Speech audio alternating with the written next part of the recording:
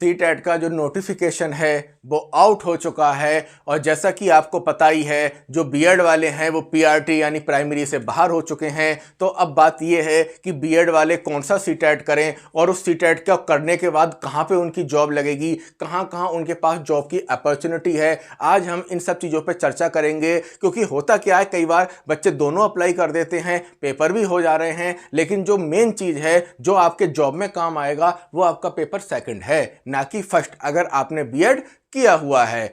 तो यहाँ पे हम उसका पैटर्न क्या है, सिलेबस क्या है, लैंग्वेज क्या है और उसको कैसे क्वालिफाई करें, इस पे बात होगी। आपको तो पता ही है कि जो आपका डेट है वो 7 मार्च से लेकर 2 अप्रैल तक है। फॉर्म अप्लाई करने की डेट 7 मार्च से लेकर 2 अप्रैल तक है, और जो पेपर है आपका वो कब होगा, 7 जुलाई को होगा। तो देखा जाए आपके पास मार्च, अप्रैल, मई, जून, अगर आप बहुत सीरियस स्टूडेंट हैं तो आपके पास 4 महीने हैं।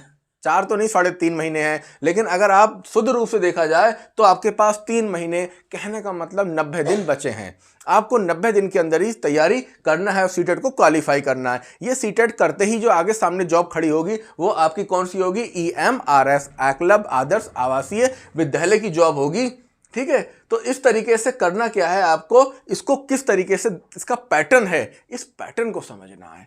तो जो जूनियर, आपको जूनियर भी कहते हैं, और अभी आपने सुना ही था कि अब जो है सीटेट 3 से 4 भी हो सकते हैं, टीजीटी का अलग होगा, पीजीटी का अलग होगा। देखो अभी तो वो नहीं करा रहे हैं, इन्होंने अपना ये क्लियर कर दिया। ये सबसे अच्छा मौका है, सीरियस हो जाओ, इतने सीरियस हो जाओ कैसे ही करके, अगर ये आपका जूनियर निकल गया और इसके बाद जो भी भर्ती आएगी तो उसमें क्या होगा, आपका ये मान हो जाएगा। और ये क्वालिफाई नहीं हुआ और पता लगा आगे चल के सीटेट 3 हो गए, टीजीटी के अलग दो, पीजीटी के अलग दो, तो आप भी बहुत बड़े संकट में फंस जाएंगे। तो आपको करना क्या है कि पहले ही राउंड में इस एग्जाम को क्वालिफाई कर लेना है। तो इसे बीएड वाले देंगे। और ये 2 में से आप देखो कि जो ग्रेजुएशन होता है वो 3 स्तर का होता है, कहने मतलब 3 सब्जेक्टों का होता है, जिसमें एक होते हैं कला वर्ग के विषय, दूसरे होते हैं विज्ञान वर्ग के, तीसरे कॉमर्स के। तो यहाँ पे होता क्या है कि जो कला वर्ग वाले हैं वो एसएसटी लेते हैं, और जो साइंस वर्ग वाले लोग हैं वो क्या लेते हैं, मैथ और साइंस लेते हैं। यानी जो कॉमर्स और कला वर्ग वाले हैं वो एसएसटी लेंगे इसमें, और जो मैथ वाले हैं वो साइंस लेंगे। मैं आपको ऊपर समझा देता हूँ।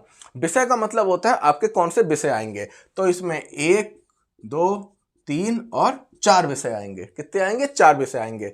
विषय के अंदर क्या होता है, मुख्य। वैसे मोटे तौर पर तो आप ये जानते हैं कि सीडीपी 30 नंबर की है, हिंदी 30 नंबर की है, इंग्लिश संस्कृत 30 नंबर की है, और एसएसटी जो है 60 नंबर की है। ऐसा तो है, पर इनके अंदर एक और वर्गीकरण भी कर दिया गया है। वो क्या है कि सीडीपी में जो मेन है वो 15 नंबर का आ रहा है, और जो पेडागोजी है जिसको शिक्षण कहते हैं वो 15 नंबर की आ रही। दोनों मिला के क्या आ रहे हैं, 30 नंबर आ रहे हैं। हिंदी में 15 नंबर की क्या आ रही है, व्याकरण। क्या आएगी, व्याकरण। अब 15 नंबर का क्या आएगा, शिक्षण, हिंदी पेडागोजी। ऐसे ही आपका इंग्लिश और संस्कृत में है, 15 नंबर की क्या आएगी, व्याकरण, और 15 नंबर में क्या आएगी, पेडागोजी। और अगर आप कला वर्ग के विद्यार्थी हैं, स्टूडेंट हैं, तो आप लेंगे एसएसटी यानी सोशल साइंस, सामाजिक विज्ञान ग्रुप। लेकिन और अगर आप कॉमर्स के विद्यार्थी हैं तब भी आप कौन सा लेंगे, एसएसटी ग्रुप लेंगे। लेकिन अगर आप साइंस वाले हैं तो मैथ और साइंस वाला ग्रुप लेंगे। यानी अब चॉइस है, यहाँ पे क्या होती है, चॉइस होती है। पीआरटी में चॉइस नहीं होती है, पर यहाँ चॉइस होती है। यहाँ पे जो एसएसटी मुख्य रूप में आएगी या गणित साइंस मुख्य रूप में आएगा वो 40 नंबर का आएगा, और पेडागोजी कितने नंबर की आएगी, 20 नंबर की आएगी। अब बात ये आई कि ये आपने बता तो दिया, इसमें खास बात छिपी हुई है। अगर कोई स्टूडेंट साइकोलॉजी यानी पेडागोजी को, साइकोलॉजी और पेडागोजी को बहुत अच्छे से तैयार कर लेता है तो बिना मेहनत के भी उसका सीटेट निकल जाता है। वो कैसे निकलता है, ये आपको एक चीज की तरफ इशारा कर रहा है। वो ये है कि आप देख रहे हैं कि यहाँ पे जो शिक्षण है वो कितने नंबर का है, 15 नंबर का है, और साइकोलॉजी में ये भी क्या है, 15 नंबर का। कहने का मतलब साइकोलॉजी में जे भी और ये आपस में क्या है, मिले हुए, मिक्स है। तो टोटल ये कितने नंबर का है, 30 नंबर का। आप अगर साइकोलॉजी को अच्छे से तैयार करेंगे 30 नंबर का। हिंदी शिक्षण कितने नंबर का है, 15 नंबर का। और आपका संस्कृत और इंग्लिश शिक्षण कितने का है, 15 नंबर का। और एसएसटी शिक्षण या मैथ साइंस शिक्षण कितने का है, 15 नंबर का है। अगर कोई स्टूडेंट बहुत मन से, बहुत अच्छे से साइकोलॉजी और शिक्षण को कंप्लीट कर लेता है तो वो 30 नंबर यहाँ पा जाएगा, और इसको 30, 15, 15, 30 ये हो जाएंगे। तो 30 और 30 कितने हो गए, 60, 60 और 70, 80। तो ये आपके कितने हो गए 80 नंबर। यानी बहुत आसानी से अगर आप पेडागोजी को क्लियर कर रहे हैं तो पहले राउंड में आपके 80 नंबर हो रहे हैं। आप मेरी बात समझ गए। अब यहां पे जो हिंदी है, हिंदी का जो सिलेबस है पेडागोजी का, वही किसका है, संस्कृत का है, और वही किसका है, इंग्लिश पेडागोजी का है। सिलेबस एक ही है। इसका मतलब यह है कि आप 30 नंबर ये तैयार कर लें और पेडागोजी दोनों उठा लीजिए, तो यहां पे 30-30 आपके 60 हो गए, और 60 और 20 80 नंबर हो गए। तो 80 नंबर केवल आपके पेडागोजी के हो गए। अब आपको, अगर आपको संस्कृत की व्याकरण आती है, देखो इंग्लिश है तो इंग्लिश का व्याकरण अलग चलेगा, हिंदी का अलग चलेगा, लेकिन अगर किसी ने हिंदी और संस्कृत लिया है तो जो संस्कृत की व्याकरण है वो और हिंदी की व्याकरण लगभग समान है। मुश्किल से 15 से 20% का अंतर है। बाकी समास, संधि, अगर एक चीज पे आपने कमांड ले लिया तो दूसरे पे कमांड आ जाएगा। इसका मतलब आपने अगर संस्कृत की व्याकरण अच्छे से क्लियर कर ली तो हिंदी की व्याकरण हो जाएगी, और दोनों मिला के ये कितने हो रहे हैं, 30 नंबर। कितने हो रहे हैं, 30 नंबर। तो अब ये कितने हो गए, 110। कितने हो गए, 110 नंबर। अब आपका स्ट्रीम बचा 40। नेगेटिव मार्किंग है नहीं, नेगेटिव मार्किंग है नहीं। अगर आप इसमें पहली बात तो आप पढ़ें, समय है, पढ़ के जाएं। और अगर कोई स्टूडेंट इसे अच्छा नहीं भी कर पाता है तो 40 में से 10 तो आ ही जाएंगे, या 10 भी नहीं आएंगे तो कल लगा के 10 आ जाएंगे। तो और यहां पे भी ऐसा नहीं है कि पास कितने हुए, 90 में। चलो 10 इसको और जोड़ रहे हैं, 120 हो गया। 90 चाहिए, कितने चाहिए, 90 चाहिए 120 में से।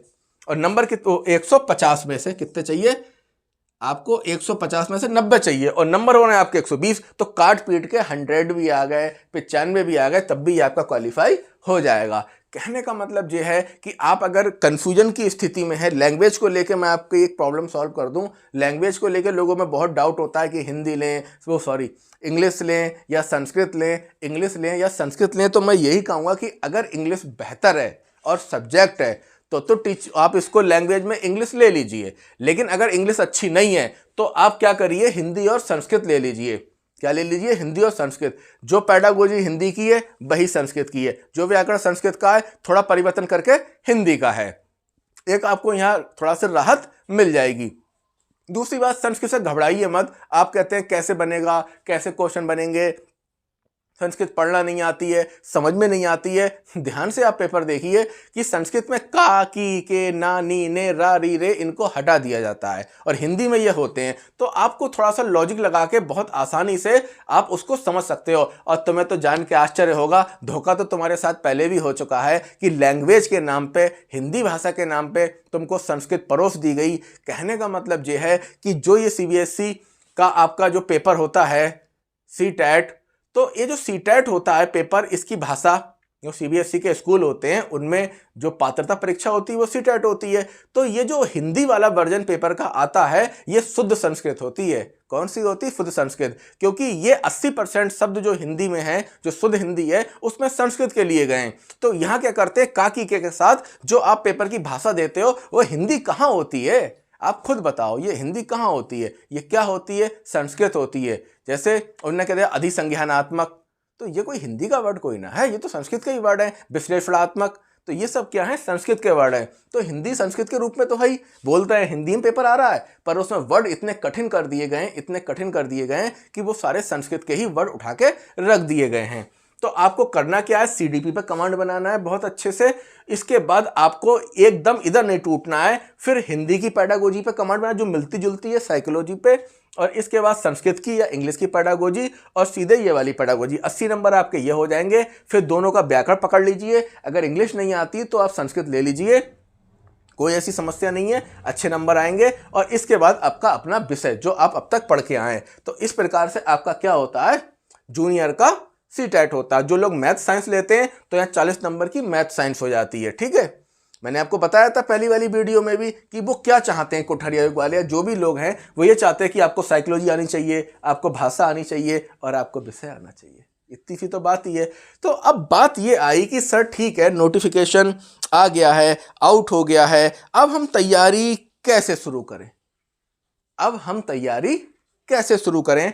तो तैयारी शुरू करने के लिए, क्योंकि यहाँ 3 तरीके के स्टूडेंट हैं। एक वो जो कतई फ्रेशर हैं, यानी उनका अभी अभी B.Ed हुआ है या वो B.Ed में अपेयरिंग है। अब तो आपको नया रूल पता ही है कि अगर आप किसी भी B.Ed में, BTC में, DLED में या आपका BLED में ये डीएलएड का ही दूसरा नाम बीटीसी है।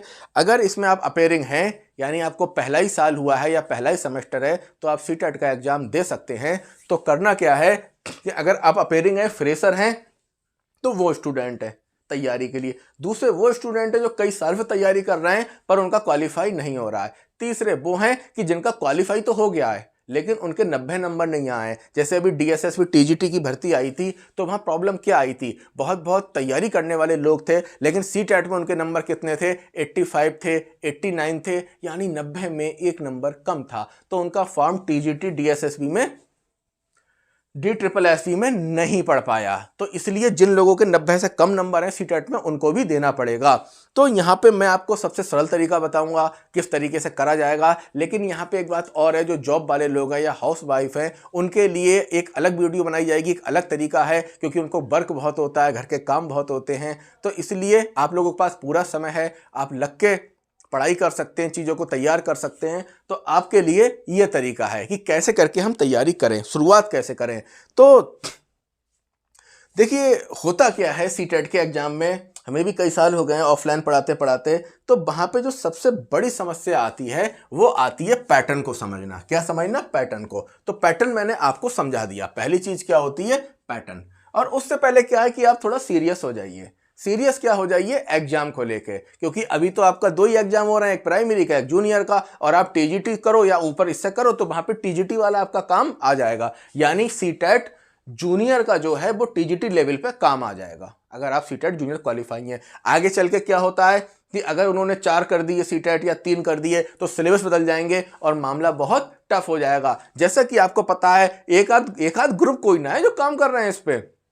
एनसीटी अपना अलग काम करती है, सीबीएसई अपना अलग काम करती है, उत्तर प्रदेश में जो माध्यमिक शिक्षा आयोग हैं जो पेपरों को बनाते हैं, देखते हैं, वो अपने अलग तरीके से नई चीज़ें निकाल के देते हैं। तो कहने का मतलब सभी लोग लगे पड़े हैं परिवर्तन पे, और परिवर्तन जो है वो संसार का नियम है। तुम तो बस ये ध्यान रखो कि तुम्हारी बर्बादियों के मशवरे हैं आसमानों में, नहीं संभलोगे तो मिट जाओगे, तुम्हारी दास्तां भी ना होगी दास्तानों में। कहने का मतलब ये है कि अभी सुधर जाओ, अभी सीरियस हो जाओ, तब जाके कहीं कुछ बात बन पाएगी। तो पहली चीज आपको थोड़ा सीरियस रहना है। दूसरा, पैटर्न, आपको पैटर्न समझना है। तो पैटर्न मैंने समझा दिया कि सीडीपी जो है मेन आ रही है 15 की, शिक्षण आ रहा है 15 का, हिंदी व्याकरण आ रही है 15 की, शिक्षण आ रहा है 15 का, इंग्लिश या संस्कृत व्याकरण आ रही है 15 की, शिक्षण आ रहा है 15 का, एसएसटी या मैथ साइंस जो भी है उसमें 40 नंबर का मेन सब्जेक्ट आ रहा है और 20 नंबर का आपका शिक्षण आ रहा है। ये इसका पैटर्न हो गया। इसके बाद दूसरे नंबर पे आपको सिलेबस समझना है। ठीक है, क्या समझना है? सिलेबस समझना ही नहीं है, याद करना है। आप याद कर लो, मैं सिलेबस समझा दूंगा। आप सिलेबस को क्रमबद्ध रूप से याद कर लो, क्योंकि 30 नंबर के जो क्वेश्चन होते हैं सीटेट में, तो जो सिलेबस के कीवर्ड होते हैं ना, उन कीवर्ड से ही आते हैं। आप आंख बंद करके वो कीवर्ड लगा दो, आपका आंसर सही हो जाएगा। तो आपको क्या करना है? सिलेबस याद करना है। किसका? समझा मैं दूंगा। उस समझाने में भी ये कर देंगे कि सीडीपी का जो सिलेबस है वो पूरा लिख के आपको समझा दिया जाएगा, एक एक वर्ड। क्योंकि टॉपिक पढ़ने से पहले आपको टॉपिक के बारे में बेसिक जानकारी होनी चाहिए। तो मैं शुरू करने से पहले आपको जो सिलेबस है उसको समझा दूंगा, ये भी बता दूंगा कि किस पार्ट से कितने नंबर के क्वेश्चन आते हैं और उस सिलेबस में कुछ शब्द का क्या अर्थ है। जैसे एक शब्द होता है मूल्यांकन, तो आपको इतनी सी बात तो पता होना चाहिए कि मूल्यांकन जो है एक बड़ी चीज है। मूल्यांकन जो है एक बड़ी चीज है। तो उसके अंदर क्या आता है? आकलन और मापन। आकलन में चीजों को आंका जाता है, कोई नंबर नहीं दिया जाता। कहने का मतलब आपको पता ही है कि आंकने का क्या होता है? एक अनुमान होता है। मापन में एक संख्या होती है, 4 किलोमीटर की, 5 किलोमीटर, इन दोनों को मिला के क्या बन जाता है? आपका मूल्यांकन। तो आपको सिलेबस का एक एक टॉपिक का बेसिक पता होना चाहिए। तो ये काम आपको हम कराएंगे, सिलेबस समझाएंगे और आपको सिलेबस याद करना है। तो पहला काम क्या करना है? पैटर्न समझना है, आप समझ गए होंगे। दूसरा काम सिलेबस को समझाना है, वो मैं समझा दूंगा। तीसरा काम आपका क्या होगा? मतलब मुख्य धारा में उतरने से पहले, टॉपिक को पढ़ने से पहले आपको ये 3-4 काम तो करने पड़ेंगे। अगर नहीं करोगे तो जो तुम्हारे साथ होता आ रहा है, कई सालों से कि लुढ़क रहे हो या नहीं हो पा रहा है, फिर वही बात हो जाएगी। पहला सीरियस होना है, दूसरा पैटर्न समझना है, समझा दिया। तीसरा आपको सिलेबस का एक तरीके से पोस्टमार्टम करना है, उसको बहुत छत बिछित एक तरीके से मान के चलिए कि उधेड़ बुन कहते हैं, संश्लेषण विधि, विश्लेषण विधि, तो वही तरह तरीका है कि पूरे तरीके से एनालिसिस करना है। मैं समझाऊंगा, आपको याद करना है। और जो तीसरी सबसे बड़ी समस्या है जो स्टूडेंटों को ले डूबती है, वो क्या है? पेपर की भाषा। पेपर की भाषा के साथ आपके साथ गेम कर दिया। और गेम क्या कर दिया? गेम ये कर दिया कि उन्होंने कहा कि हम पेपर हिंदी भाषा में बनाएंगे। जी हाँ, उन्होंने पेपर हिंदी भाषा में बनाया, लेकिन जो ट्रांसलेट लगाई तो शुद्ध हिंदी लगा दी। और शुद्ध हिंदी की खास बात यह है कि उसमें 80% शब्द किसके आ गए? संस्कृत के आ गए। और फिर उन शब्दों ने आपको परेशान करना शुरू कर दिया। उनने कहा निर्योग्यता। अब योग्यता तो आपको पता था, निर क्या है मतलब? तो कहने का मतलब है कि इस पेपर को क्वालिफाई करने से पहले आपको लड़ना पड़ेगा पेपर की भाषा से। किससे लड़ना पड़ेगा? पेपर की भाषा से। तो आपको मैं साइकोलॉजी पढ़ाने से पहले क्या करूंगा, आपको वर्ड मीनिंग भी पढ़ाए जाएंगे। और वर्ड मीनिंग का तो हमने एक वीडियो बना के अपने चैनल पे लगाई थी। वो वीडियो जो है आप लोगों ने देखी होगी, वर्ड मीनिंग करके थी। बहुत अच्छा आपने इसे लाइक किया। और इसके कुछ कमेंट थे, तो उन कमेंट का मैं जवाब नहीं दे पाया था, तो उन कमेंट के जवाब हल्के से ले लो। अब नाम क्या लूँ? तो नाम तो जैसे कोई निशा निगार हैं, वो कह रहे हैं सर वीडियो अच्छी थी, डाउनलोड कर ली। और आते मेरे क्वेश्चन बिगड़ जाते थे क्योंकि शब्द समझ में नहीं आते थे। हाँ, निशा निगार की बात बिल्कुल सही है कि ऐसा क्वेश्चन जिसका आपको पूरा कॉन्सेप्ट पता है, सब कुछ पता है, एग्जामिनर ने क्वेश्चन उसमें जो शब्द हैं वो टफ लगा दिए और आप शब्दों को क्या कर पाए? डिकोड नहीं कर पाए, शब्दों का अर्थ नहीं निकाल पाए, आप क्वेश्चन बिगाड़ दोगे। होता क्या है कि मान के चलिए क्वेश्चन होता है, पहले इसे डिकोड करना होता है और जिसके 4 विकल्प होते हैं इन्हें डिकोड करना होता है। जब ये 4 विकल्प और एक क्वेश्चन डिकोड हो जाता है, तब आपका आंसर जो है बिल्कुल सही जाकर बैठता है। तो कोई भी भाषा हुई, मैं ये नहीं कह रहा, ये कोई भी विषय हुआ, वो विषय तब तक समझ में नहीं आएगा जब तक वो जिस भाषा में लिखा गया है वो भाषा समझ में नहीं आ रही है। अब एक स्टूडेंट का कमेंट आया कि संस्कृत के बारे में भी कीवर्ड बना दीजिए सर। तो भाई ये संस्कृत के ही कीवर्ड हैं। आपको हिंदी तो आप बोलते हो रोज सुबह शाम, हिंदी तो आप रोज बोल रहे हो। हिंदी में आपने ऐसे कठिन शब्द देखे कहीं पे? हिंदी में आपने कहीं कठिन शब्द देखे? ये तो आप सुबह शाम बोल ही रहे हो। तो अभी वो जो क्या होता है आपका टेनियर होता है, उसको आप खोल के देखिए तो टेनियर में क्या होगा? जो शब्द होंगे कठिन होंगे। मेरा टेनियर पता नहीं कहाँ चला गया, शायद ऊपर ही है, तो आप लोग खोल के देख लीजिए। टेनियर में जो शब्द होते हैं क्वेश्चन के, वो क्या होते हैं? वो एक तरीके से संस्कृत के शब्द होते हैं। अगला कमेंट किया है कि CTET की वीडियो मिलेंगी। हाँ भाई मिलेंगी। ये लिखा है कोर्स सेल नहीं करते तो पढ़ाते क्यों हैं? हाँ भाई, पहली चीज़ आप ये समझ लीजिए कि हम कोई भी पेड कोर्स नहीं चलाते, हम कोई भी कोर्स सेल नहीं करते, हम कोई भी कोर्स नहीं बेचते। हम ऑफलाइन वाले टीचर हैं, ऑफलाइन पढ़ाते हैं। बाकी आपकी सुविधा के लिए ऑनलाइन वीडियो बनाते हैं। तो ये जो भी स्टूडेंट हैं, तो बेटा ऐसा है कि आपको तो यहाँ फ्री में मिल रहा है तो पढ़ लो। कोई ऐसा कोई ना है कि आपको सेल ही चाहिए, तो फिर पढ़ाते क्यों हैं? अरे भाई हमारी हॉबी है पढ़ाना, हमें सुकून मिलता है पढ़ने से, पढ़ाने से, तो हम लोग पढ़ाते हैं। भाई किसी की हॉबी खेलना होती है, किसी की तैरना होती है, किसी की म्यूजिक सुनना होती है, हमारी हॉबी है पढ़ाना। इसलिए वरना फिर हम कैसे कर पाते? भाई देखिए कितना रिसर्च करना होता है कि ये नोटिफिकेशन का रिसर्च करो, ये 10 ईयर के क्वेश्चन देखो, एनालिसिस करो। अगला कह रहे हैं गुरुजी बहुत बतियावत हैं, गुरुजी बहुत बोलते हैं। देखो बेटा, जो वर्ड मीनिंग समझाए जाते हैं, अगर उसमें हम नहीं बोलेंगे, उसमें अगर हम आपको डीप तरीके से नहीं समझाएंगे, तब आप भूल जाओगे। फॉर एग्जाम्पल, आपको अगर हमने 50 वर्ड याद करने को दिए, 50 नहीं 20 दिए, तो 20 वर्ड आप कुछ समय के बाद भूल जाओगे, क्योंकि मेमोरी जो है 30 सेकंड की होती है।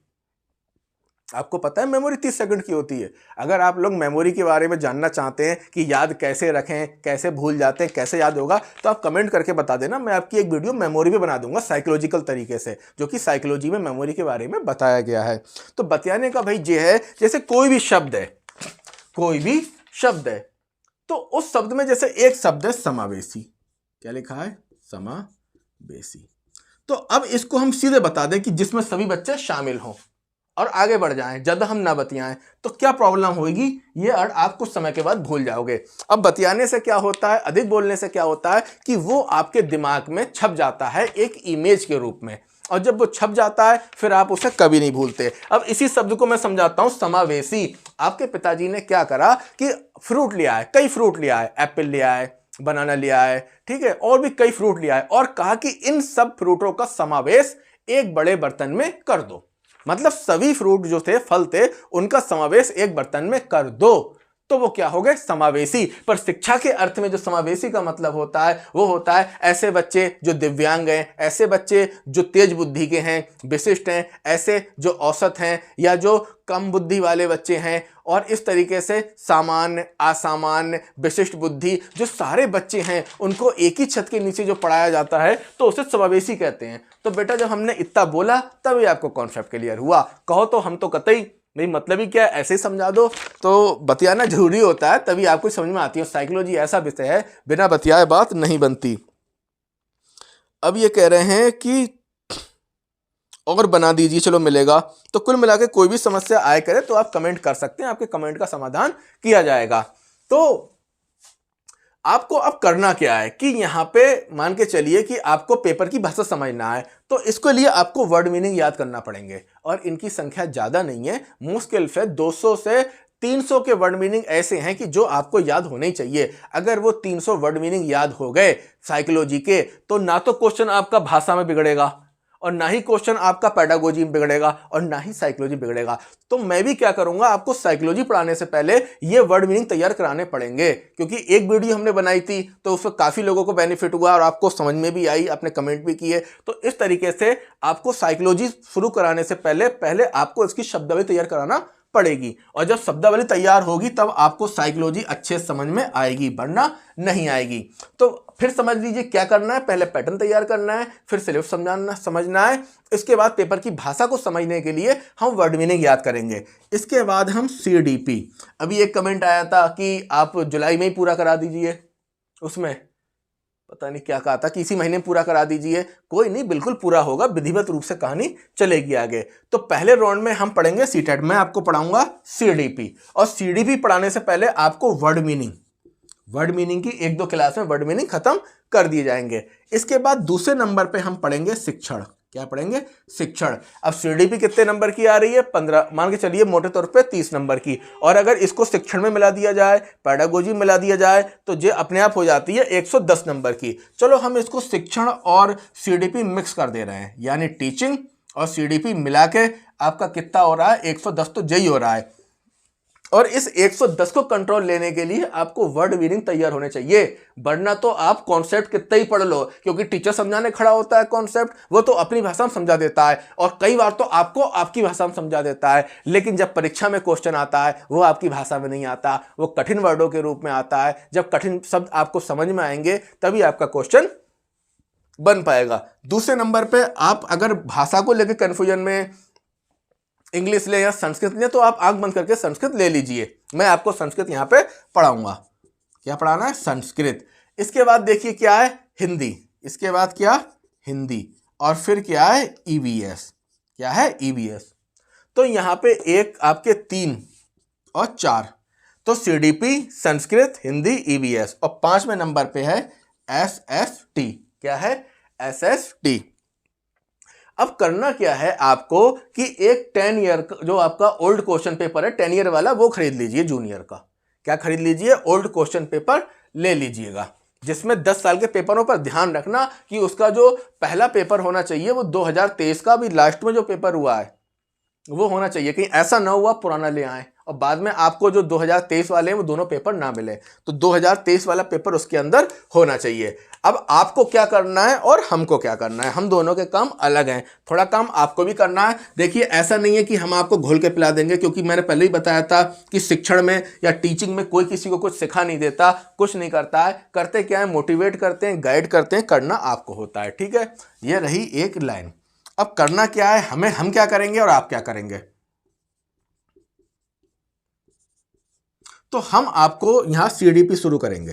क्या करेंगे, CDP शुरू करेंगे, समय ज्यादा नहीं है। और CDP शुरू करने से पहले क्या होगा, वर्ड मीनिंग। आपको 1 या 2 या 3 क्लास जैसी सुविधा रहेगी, आपको वर्ड मीनिंग तैयार कराए जाएंगे, और फिर क्या होगी, सीट तैयार होगी। इधर आपको क्या करना है, 10 ईयर ले लेना है ओल्ड क्वेश्चन पेपर वाला, और उसमें केवल केवल आपको सीडीपी, आपको सीडीपी के क्वेश्चन लगाना है, पूरे नहीं लगाना है, केवल सीडीपी के 2023 के दोनों के सीडीपी, 2022 के दोनों पेपरों के सीडीपी, 2021 के दोनों पेपरों के सीडीपी। क्वेश्चन समझ में आए ना आए, कुछ पल्ले पड़े ना पड़े, कुछ भी ना पता लगे, लेकिन आपको क्वेश्चन पढ़ना है और क्या करना है, उसका विकल्प पढ़ के उसको पढ़ना है, समझना है। अब वो आपको समझ में तो आएगा नहीं, इधर हम अपना काम शुरू कर देंगे वर्ड मीनिंग का। तो जब आप देखोगे कि एक दो पेपर आप पढ़ोगे तो आपको शब्द परेशान करेंगे, इधर वर्ड मीनिंग वाला हमारे पास तो सब लिखे रखे हैं, नो प्रॉब्लम, कोई ऐसा नहीं कि छांटना पड़ेंगे, वो सब तो पहले से क्लियर है।